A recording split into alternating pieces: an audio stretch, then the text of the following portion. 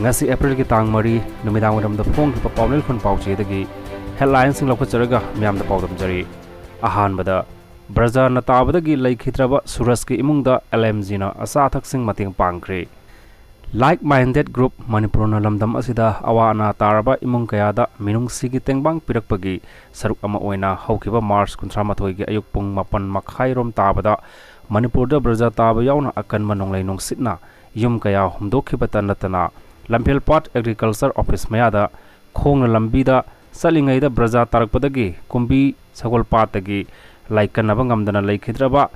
Telem Suraj Allies ithoiba maitai sahi tramari apokpa Telem Surchandra maitai gi imungda ngasi like minded group LMG Manipurna asa thaksing mateng pangduna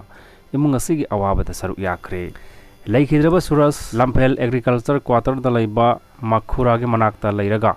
lairik tamduna laibani hairi adubu laibak thiba Brazaaaa tabagi thodokta mak laikhidawani asigumba laibak thiba thodokki pau social media da yorokpadagi imung asigi awabada saruk yabaga loinana nongmada sangdraba yadraba asa thakki polamsing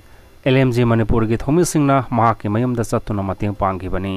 imung asi lairabagi pankhai makhada leiba imungni nongmagi hate suraga saba imungni awaba taba haibadu oire ngasi gi tengbang khongchat adu group asigi secretary Ojit Sorokhaibam na lusingki loinana Surendra Ningomba Brajendro Thongam Kunjasor Mangsatabam Sobita Maibam amadi Buenau Maibam su saru yakhi hairi secretary Ojit Sorokhaibam na phongdokhibada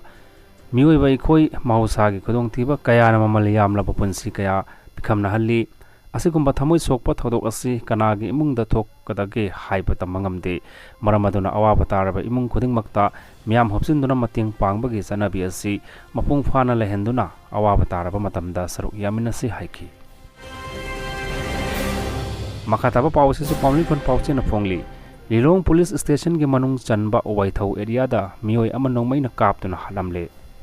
mapungwa paw pathok chage taminasi Lilong Police Station na konba owaithau area da hangliba owaithau coffee culture haina khangnaba coffee center amagi marak ta mioi ama sakhangdaba singna nongmaina makok ta kaptuna halamle hairi hairiba mioi asi karimaram gidamakta kanana halambano haibagi sapsaba hoji phawbagi oina khangmangamdri laikhidraba mioi asi atopa mafamdagi puraklaga mafam asida nongmaina kaptuna halamba oiramba yai hairi